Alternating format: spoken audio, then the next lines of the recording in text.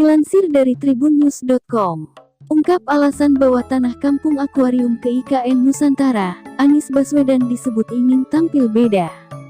Sejumlah pihak angkat bicara soal Gubernur DKI Jakarta Anies Baswedan yang memilih tanah kampung akuarium, Jakarta Utara untuk dibawa ke ibu kota negara IKN Nusantara.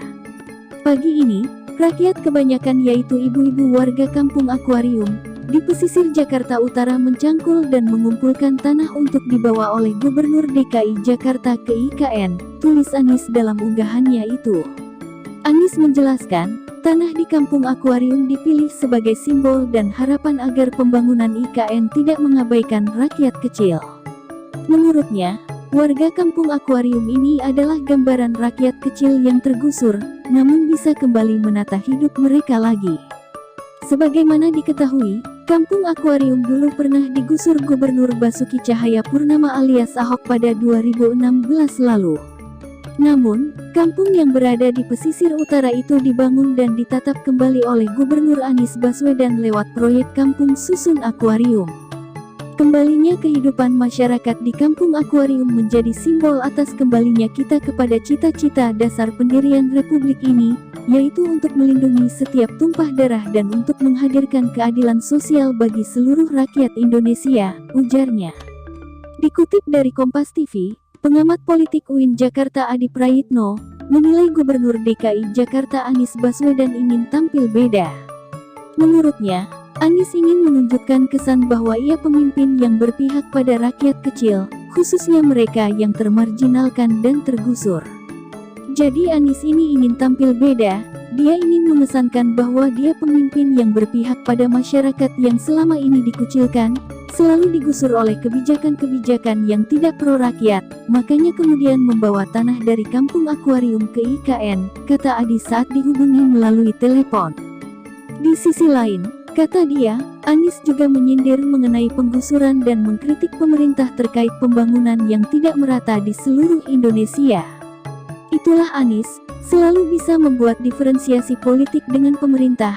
Biasanya di mana ada pemerintah, Anies pasti ingin tampil beda, kata dia.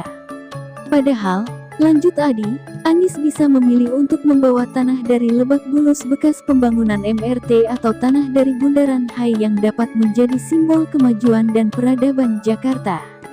Tapi justru membawa tanah dari kampung akuarium yang kita tahu bersama, dulu pernah digusur di zamannya Ahok, kata dia.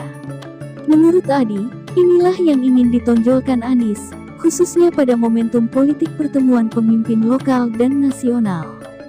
Sebagai informasi, seluruh gubernur diwajibkan ditugaskan membawa tanah dan air dari daerah masing-masing ke Kalimantan Timur. Tanah dan air itu dari berbagai penjuru negeri itu, nantinya akan disatukan dalam ritual Kendi Nusantara di titik 0 IKN Nusantara. Ritual ini juga akan dihadiri oleh Presiden Republik Indonesia Joko Widodo. Kampung akuarium, digusur Ahok dibangun Anies.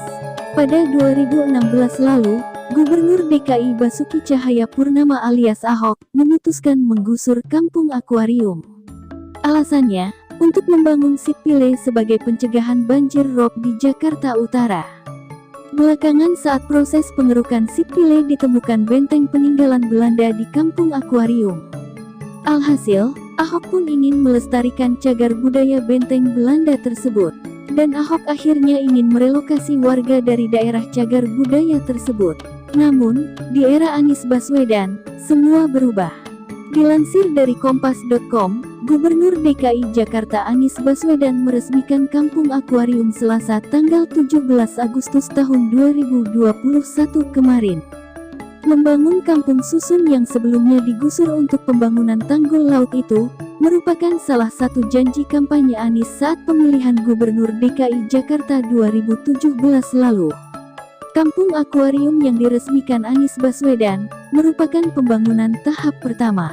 Dilansir dari akun Instagram Pemprov DKI Jakarta @dkijakarta, berikut adalah fasilitas yang diberikan dalam bangunan kampung akuarium tahap 1. Terdiri dari 2 blok dan 5 lantai.